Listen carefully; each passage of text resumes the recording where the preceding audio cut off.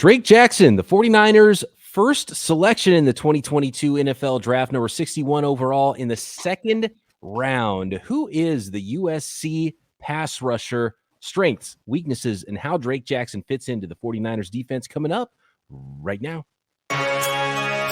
You are Locked On 49ers, your daily San Francisco 49ers podcast, part of the Locked On Podcast Network, your team every day.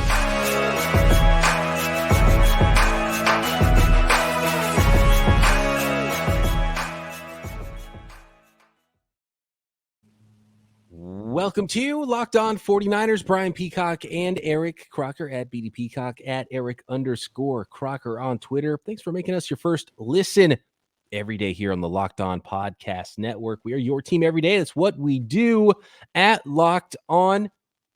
Drake Jackson, the 49ers draft pick, universally loved as a selection. I loved it as a selection when it was announced. Croc loved it as a selection when it was announced. The 49ers needed that long-term defensive end. And Croc, did they find that long-term defensive end across from Nick Bosa with the USC? He was a junior. Was he a true junior? He was a true junior coming out of USC and Drake Jackson. I hope so, right? And I think that's what we're going to talk through and, kind of look at the depth chart, where he fits in. And, the crazy thing is, this is my first time really looking at the 49ers depth chart since, really, I guess this entire offseason. It's not bad. I think they put together a legit depth chart. You hear that a lot of people, 49ers terrific, roster and all that, but it's a pretty solid depth chart. Like I don't have any big qualms with it. Like there's nothing wrong by, oh man, like that's just a huge concern. I guess maybe if you look at the guard positions, but it's a pretty good depth chart. We'll see how Drake Jackson fits into it. Yeah, have some questions at left guard. If Alex Mack does not retire, if Alex Mack retires, then you've got, either a problem at center or maybe Brunskill kicks inside, and then you have a problem at the other guard trying to figure that out. But there's so many bodies at guard to compete for that spot. I think you'll be good. And there's so many bodies at defensive end that I think the 49ers will be good there. And there's a ton of bodies on the defensive line now after selecting Drake Jackson at number 61. I would add strong safety's kind of that other one too, where you look at it, you're like, hey, well, how's that going to turn out there on the 49ers roster? So, it's never a perfect roster, always a work in progress, but man, they are deep in 2022 at the defensive end position. We'll get into more of those names of who Drake Jackson will be competing with on that defensive line, but let's start off with strengths, like what we liked about Drake Jackson coming out of USC. And he was at the combine, he came in at a hair under 6'3", 254 pounds, long 34-inch arms, big 10+ inch hands. So he's got the wingspan, he didn't really run. He actually never got a 40 time in before the draft, which is interesting. He must have known he wasn't going to run extremely well. Yeah, man. What's that 10-yard split, Drake? Yeah, I need to see that 10-yard split. But he did the agilities, and he had a nice vertical. So he's got explosive ability. You see the explosive ability on tape. 36.5-inch vertical at the combine, 10.7 broad jump, okay short shuttle and 3-cone, not amazing, but pretty solid with 4.28 short shuttle and 7.09 3-cone at his pro day. So he never benched and he never ran the 40. I'm going to bring up the bench in a little while. I know where you're thinking. I know where you're going with this. I can see the look on your face, but hold on. Let's talk about that in a little bit. And then he came back on his pro day, and his weight was 6'3" even, but 273 pounds, Croc. And he did not 19 bench. pounds. 19 pounds is a lot of weight and USC's pro day, I think, was somewhat early. So we're talking less than a month. That's crazy. Because even during the pandemic, when I let myself go as hard as you can, I couldn't gain 19 pounds in a month. I mean, that's crazy.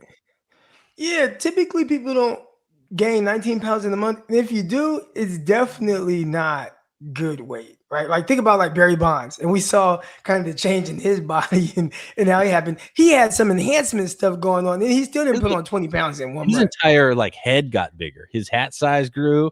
His ankles got wider. There was a lot of growth happening with Barry Bonds. when he got bigger. But yeah, 1 month's time. So that either tells me he was trying so hard all that time to suppress weight. And that was the story at USC as he came in bigger as a freshman, which was his best season.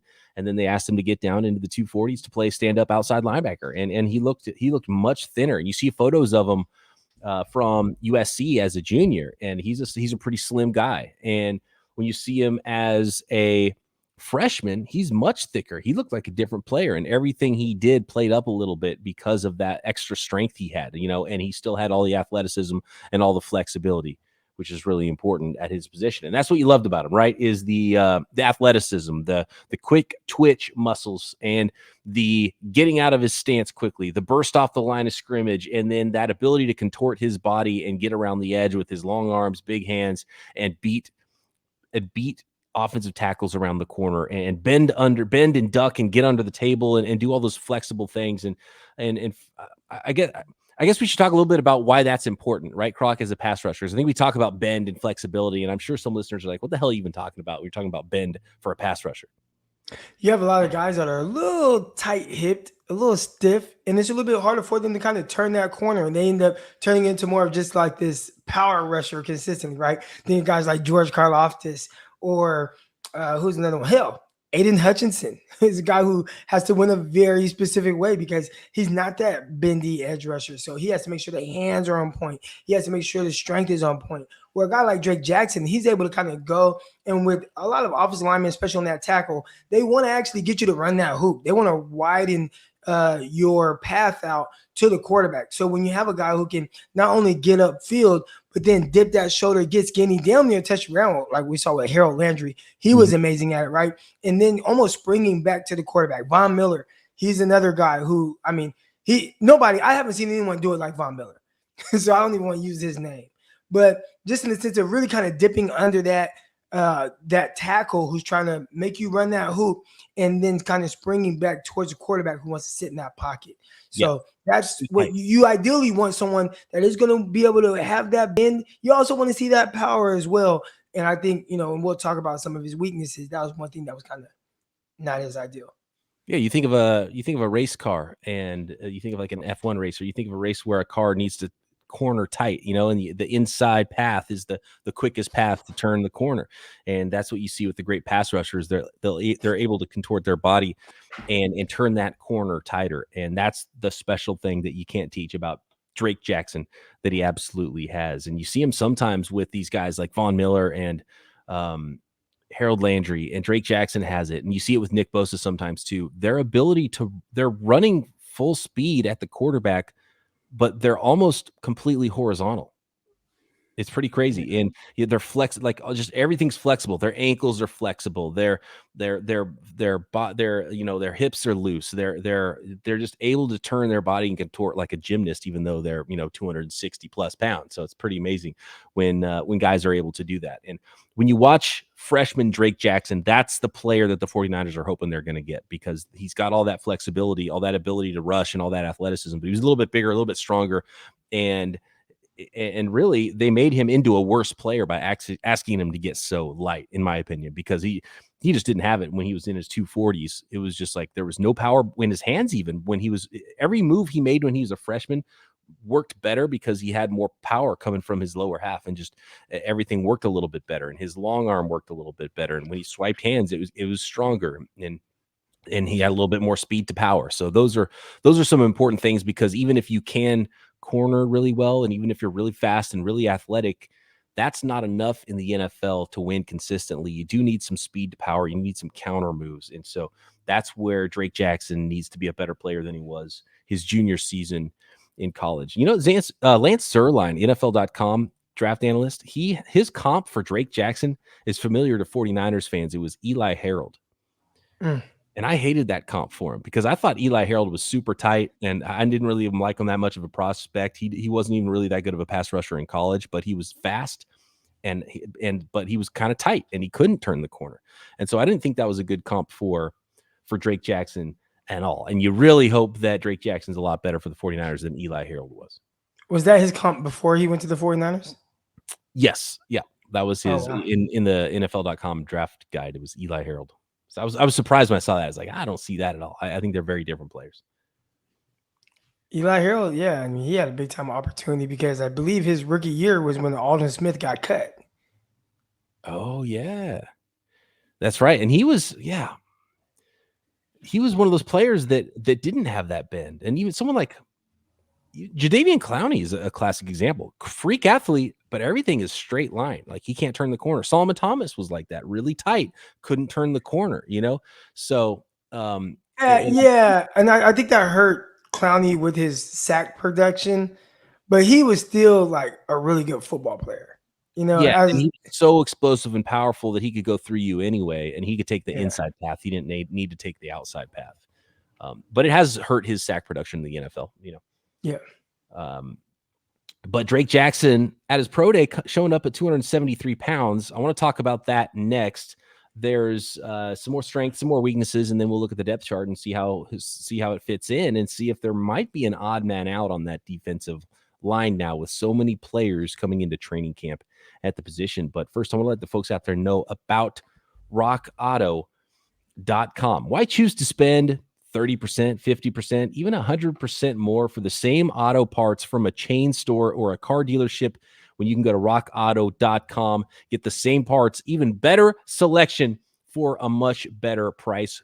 Rock Auto prices are always reliably low for every customer, do-it-yourselfers and professionals alike. Rock Auto is a family business. They've been serving do-it-yourselfers for over 20 years, so you can feel confident, feel good when you go to rockauto.com. Know you're getting the best prices, know you're getting the best parts that you can find, and believe me when I tell you they have an amazing selection at rockauto.com, something that a local chain store just cannot compete with. They just cannot possibly keep in stock everything that rockauto.com can. And the prices, for example, a Honda Odyssey fuel pump, that would cost you over $350 at a chain store or a dealership, but at rockauto.com, it's only $216. So get over to rockauto.com, explore their easy-to-use website today to find the solution for your auto part needs.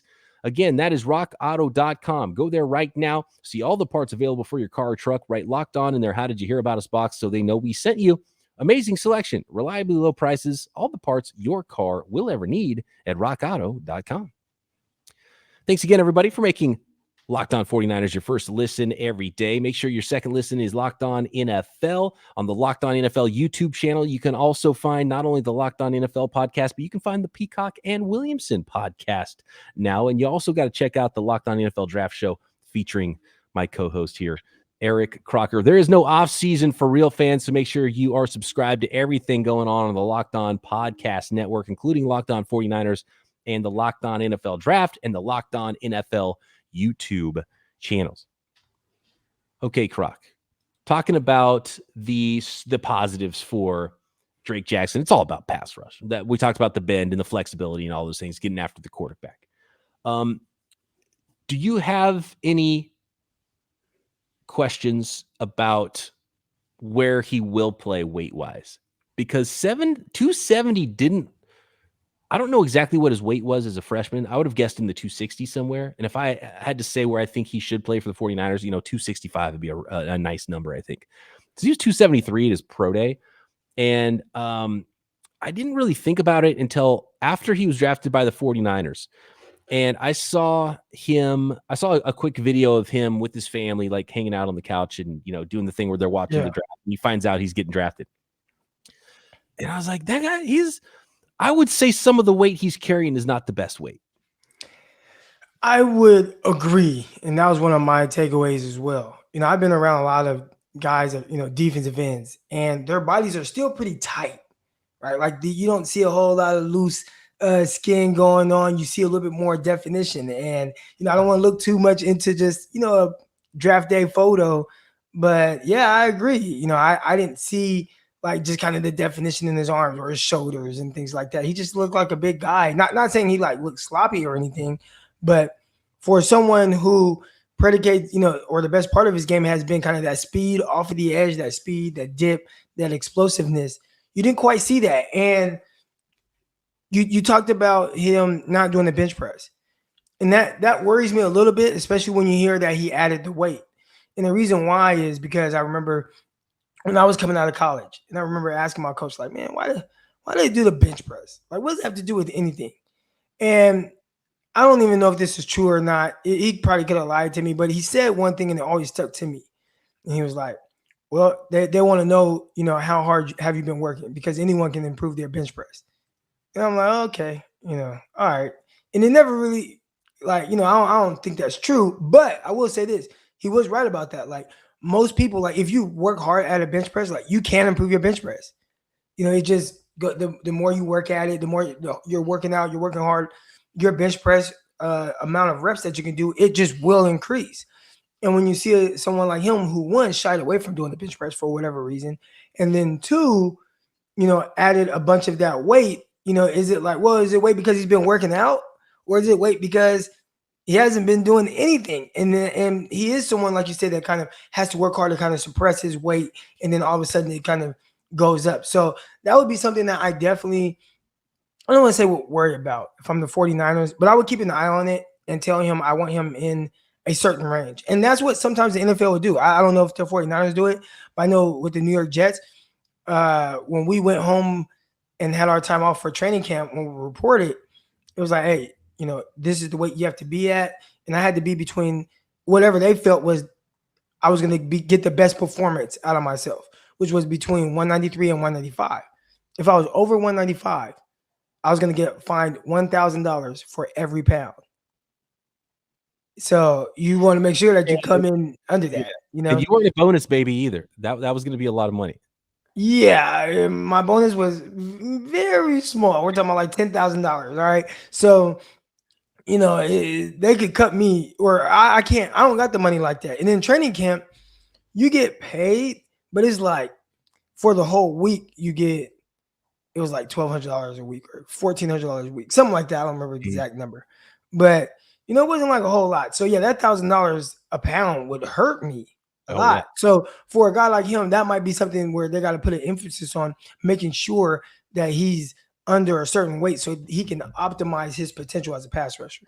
Yeah, so he needs to be up from what they had him at as a junior, as an outside linebacker, but 273 seems a little much. And going to Dane Brugler's The Beast draft guide, he's got a little section on that. And he said his most productive season came as a freshman. He showed up at 275 pounds as a freshman, but shed 35 pounds during quarantine prior to the 2020 season, losing bad weight and transitioning to an outside linebacker role at 240 pounds in the new scheme. So, and when you see him from like his sophomore, junior years, he looks thin, he looks cut, he looks ripped, and seeing him at, I guess 275 pounds is what he was as a freshman. He looks like a different guy, thick all the way through his body, and he played differently, but played better at the bigger weight. So there's like a sweet spot in there. You don't want him to be soft and have bad weight on him, but you want him to be powerful and still keep his athleticism, which is why I said, like 265 would seem to be a pretty darn good weight. And that tends to be a really nice weight for an NFL defensive end. And if he can keep some power and keep that athleticism, but not have a bunch of bad weight on him either, because 275 pounds at 6'3" is just not necessary. He doesn't need to be that big. But because he's not that type of player, right? Like now, Nick Bosa, let's use him as an example, and he's about 6'3", 265 pounds. I think he measured in at like 264 pounds or something like that at the combine or whatever. And if you look at Nick Bosa, I mean, obviously he's built like an action figure. Oh, there's not an ounce of fat on him. Yeah. Not an ounce of fat, right? I wonder if he can work out with the Bosa brothers. To me, they feel like they just do their own thing. And it's like, you just leave the Bosa brothers alone. He's going to come back. He's going to be just fine. Yeah. Like, just do your thing, stay away. And he does. And he doesn't feel like the person that, I don't know. It seems like it's him and his big brother against the world, right? Right. Like, have you seen him? I've never seen him with anyone else. Like, there's no videos. You'll see guys like Fred Warner out somewhere, or you'll see, you've seen the videos of Trey Lance and George Kittle out at a Warriors game, or but like I never see Nick Bosa, and I feel like it's him, his brother, and then that one time where he was on like TikTok with like a girlfriend, and she was like, I don't know, they were like naked or something weird. But what? Yeah, I mean, they were like half naked. He had like these little shorts on, and he had like no clothes, and he's like flexing. He's looking at her like, yeah, like that's the most even personality I've seen out of Nick Bosa. I never saw that one, but yeah, you don't see Nick Bosa, when he's working out in Miami in the offseason, you don't see him like courtside at a Heat game or anything. You don't even see him at a Marlins game. So I don't know what those guys are doing when they're in Miami, but send Drake Jackson there for a month every offseason. I think that'd be pretty smart. Yeah. Yeah. So, Yeah, he can come. I mean, all Yeah. right, all we do is lift weights. I mean, if that's what he wants to do, then all we do is just lift weights and eat weights and just work out really hard. And that's all we do. Me and my big brother. What they gonna say now? Nick Bosa's cool. I love Nick Bosa. Like that. If I'm a coach, like I just want all my players to be like him. Like you don't have to worry about him getting in any trouble. No, it's just he just wants football. to say anything. And I don't even know if he loves football, but he's just so good in the way he prepares his body. It's almost like football is my profession, which it is, right? Like football is a profession for guys, but I don't think a lot of guys prepare themselves that way. I think a lot of guys, it's like, well, it's a sport that I play and I'm good at it. Yeah. And I think he looks at it as just the way it comes off to me as a business. His body is a business, and his, the way he prepares. Again, I don't even know if he loves football, but I know he prepares the best way he possibly can for his job. And he just comes off as someone who it almost feels like kind of like an airhead almost, but it's just like football, just prepare. And he's like the best ever. He plays like he likes football, like he enjoys it, and maybe he just enjoys being good at it. So that's why he works so hard at it. But yeah, like nutrition and taking care of your body, Nick Bosa is like on another level right now. And so yeah, Drake Jackson could probably learn a lot of that, and probably nutrition's a big part of it.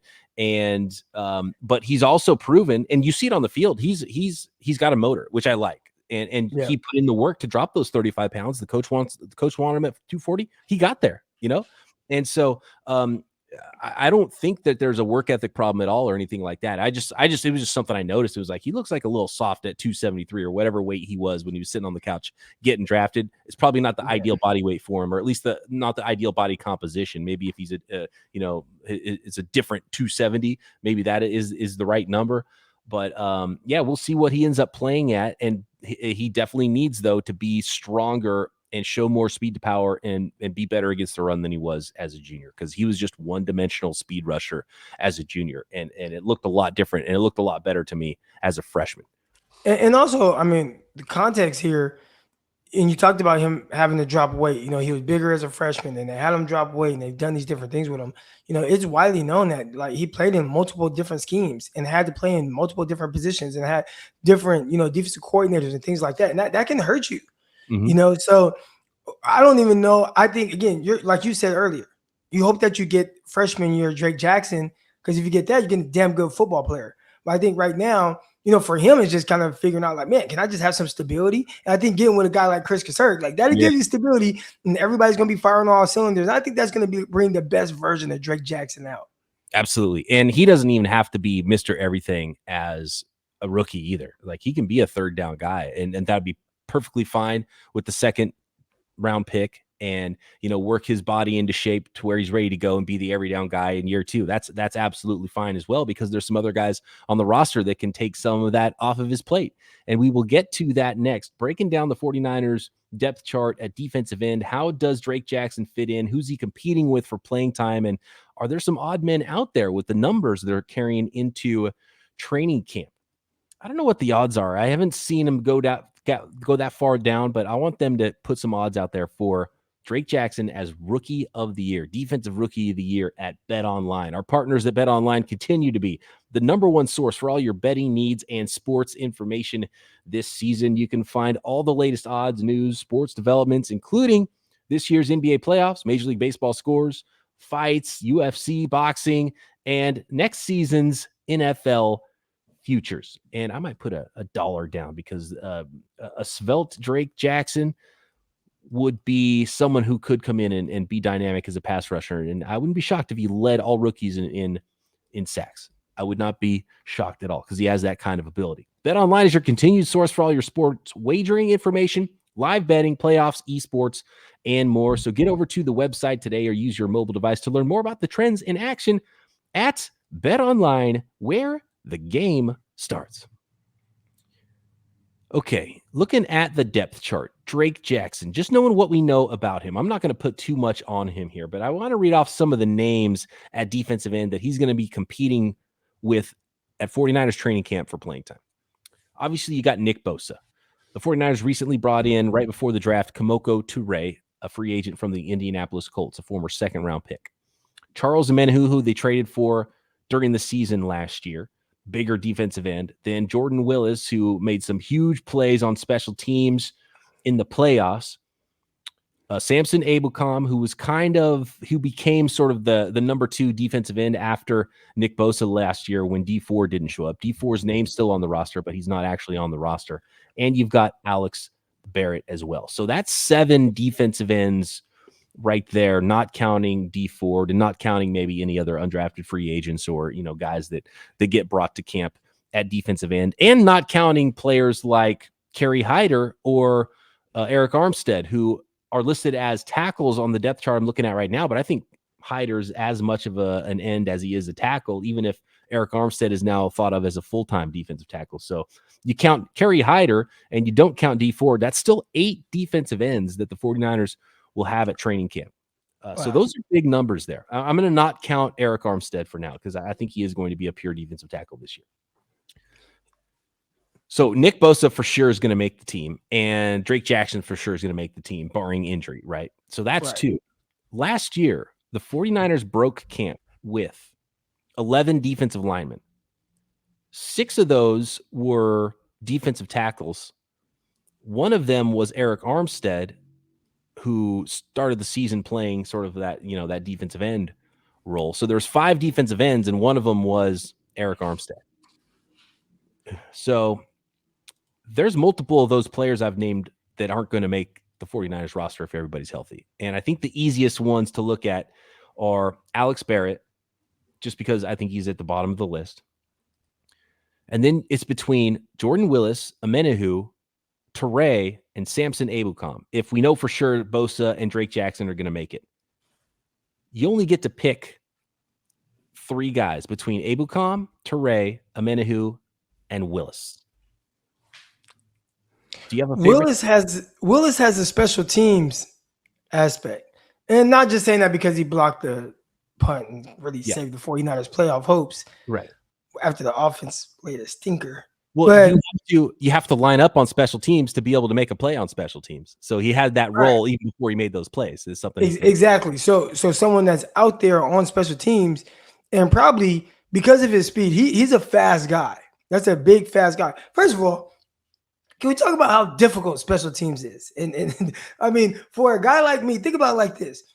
The Jets, I don't know why they did this. They had me on kickoff return, but not as a return man.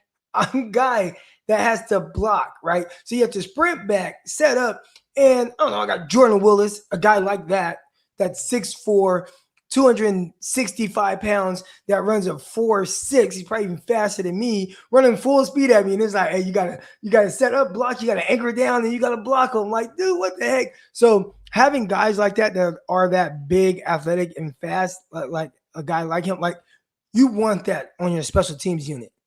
So I'd imagine Jordan Willis, unless he's just terrible and can't play defense at all, I don't think that's going to be his primary role. I think having him as someone that's going to really be a contributor on special teams will help a lot. And then Omenihu is very different because he's the only bigger end left. Like, I didn't mention Hyder too. So you only get to pick 3, and Hyder's in that mix too. So let me say it again. So Bosa and Drake Jackson are in for sure. If the Niners break up with 5 defensive ends again, and this is not counting Eric Armstead, that means you're choosing 3 out of Samson Ebukam, Kemoko Turay, Charles Omenihu, Jordan Willis, and Kerry Hyder. Omenihu, Willis. All right, now here's the third one. We got Turay, we got Hyder. So if I agree with you, I think there's a good chance Willis, because of the special teams, would be one of those. That means you only get 2. Do you take one of the speed rushers in Turay and Ebukam, and then one of the bigger ends in Omenihu and Kerry Hyder, and let those guys just battle it out, and 2 of those guys are gone? Because here's the tiebreaker for me, is that Samson Ebukam has an $8.5 million salary hit. He might be a cap casualty. Let me get it right. So he has $8.25 million cap number, but 1.75 of that is prorated signing bonus. So the 49ers would gain, if he was either traded or cut post June 1st, the 49ers would gain $6.5 million on the salary cap. They might let him a tie. Samson Ebukam loses because of that. Yeah, he has to be far better than the other guys. And I don't know if he played well down the stretch. Yeah. I think they all did, but he was bad at the beginning of the year. He was a bad fit. It didn't look right. But he came along. And so that Amenahu's a guy who I remember him saying, I don't know, just something about it was like, I like it. Where he said, give me another year in this defense. I'm a kid, and it was just like you could tell, like, this past season, he was traded during the years. Like, okay, I got to figure this stuff out. And once he figured it out, he started kind of playing in there. And again, Ebukam, a lot of guys started making plays at the end. But I don't know, there's something about those comments that he made about just like the excitement, like looking forward to really have an opportunity to kind of stand out on the defense. And that's, I don't know, I like those type of guys. So I'm always willing to bet on that type of guy. So let's say the 49ers decide to save salary and either trade or cut Ebukam.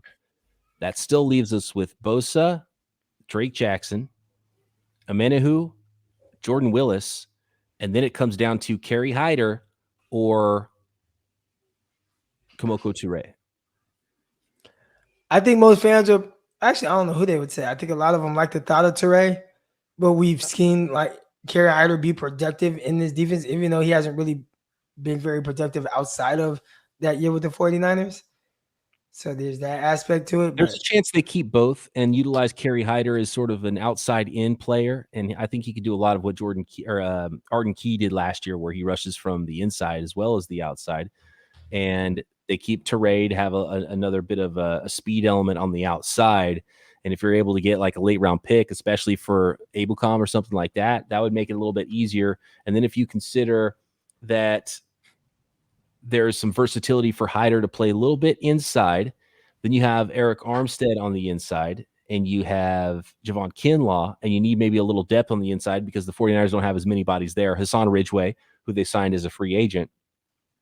And then if you count Kerry Hyder, that's still only 4 defensive tackles. Maurice Hurst would give you 5 there. So that would put us at the 11 number that the 49ers, and Kevin Givens too, would make it for 12. So that would be 12 players that the 49ers could potentially break camp with if they brought one more player than they did last year. And it looks like Kalia Davis might start the season on the PUP list. So that would be an easy way to stash the rookie 6th rounder as well. So they might be able to work it out, but there's going to be a surprise cut in there. And it's going to be either Turay or Hyder or Amenahu or Jordan Willis or one of those tackles I mentioned or Samson Ebukam. Like they can't bring everybody. And even if you try to fit one more, they still have to make one of those cuts. So it's a deep group, and it's going to be a really fun training camp if everyone's healthy to watch those guys battle it out. But you're right, man.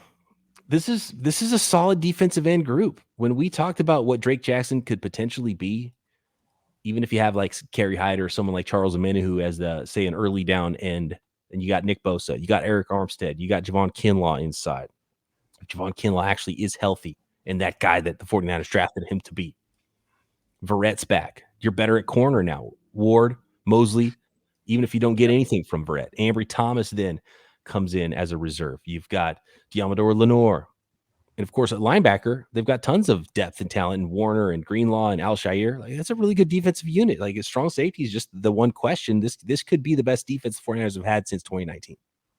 Yeah, and that's kind of where I'm at with it, right? You look at kind of the ball players that they have. And I think for a while, 49ers is like, man, who's like the special players? They have a lot of good players. And then now I think like those good players have turned into special players.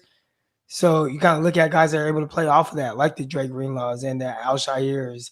And then you add in guys like Ward, Travarius Ward, good football player. We'll see, though, with the other safety position. I mean, George Odom, Talanoa Hufanga, and Travarius Moore. Who's going to be that guy to kind of really step up? Because, we were thinking Nick Cross would be a 49er. And when they had an opportunity to take him in the 3rd round, passed on him. So it's like, hey, they must feel strongly about the guys that they have in the house. And if so, who is going to be that guy? Tart's still out there too. I would have signed Tart as soon as the draft ended, seeing how the draft went. That's just me. Here's the thing, though. They have their insurance player. You know who that is? Dante Johnson. Play safety, play safety, corner, slot. Nigga, I mean, everything you need him to play, Dante Johnson can play that. So, and a couple of undrafted free agent rookies. We'll talk about the undrafted free agents as well as we move along post-draft. Leon O'Neal Jr. and Quantrez Knight. So, and Taylor Hawkins as well, sort of a corner safety hybrid, I believe. So, they do have some more bodies, and there's going to be some camp competition there. And maybe that's the one position where one of those undrafted free agents can actually break through in training camp. But it's going to be tough. It's going to be tough for the undrafted. It's going to be tough for the late round picks, to be honest with you. They've got that's 12 what happens when you have a good roster. Yeah, they've got 12 guards. I mean, Nick Zakelj, I don't think is a lock to make the roster as a 6th round pick. Even it was with all the bodies they have on the offensive line, there could be some shockers there. I think guard and defensive line are the two positions where there might be a shocker cut or two potentially for the 49ers. Because Zakelj, is he listed as a tackle? Zakelj? He's listed as a tackle. I mean, I'm looking at ESPN's depth chart, and we know that's not anything like official. Right. They have him listed as a right tackle, He was announced by the 49ers as a guard, and I was surprised about Burford because John Lynch made it sound like Burford was a guard that could play tackle, and I thought it was going to be the other way around, where they'd try him at tackle first, and then he could be a guard. But it sounded like they expect both Zakelj and Burford to be guards, which was interesting. Yeah. Well, Burford, what was his measurements? What were his official combine measurements? Because he was 6'4", 304 with long. Okay, that's better than really long. Right. Because and I'm pretty sure they pulled this off of UTSA. He was listed at 6'5", 295. Oh, really? He looks big. I would have guessed he was 6'5", 320, just based on looking and watching him play. He looks bigger than what his combine weight was. I think offensive lineman, defensive lineman, you kind of, once you get past, first round, second round, you're kind of like whatever. But using the 4th round pick on him, like that's a guy where it's like, all right, let's see how we can develop this guy. I'm going to look now because I'm curious on Burford's exact height, because I keep seeing him. It's rounded to 6'4". I think it's over 6'4", and it might be even closer to 6'5". And so, he might have gotten down for his workouts. Nope. Oh, I'm on the wrong position group. Anyway, whatever. We'll talk. We've got an episode coming up on Spencer Burford, so we'll tell you exactly what he weighed, what his height, weight, speed is, what his strengths and weaknesses are. We'll talk Nick Zakelj as well. We'll continue through the 49ers draft class and undrafted free agents, giving you those scouting reports and looking at those position groups for those players in the competition they have in training camp. Thanks everybody for making Locked On 49ers your first listen. Make sure you check out everything else the network has to offer for your second listen, like Eric Crocker on Locked On NFL Draft and me with my guy Matt Williamson on the Peacock and Williamson show. Every day, Croc and I back tomorrow talking 49ers schedule release right here. Locked On 49ers.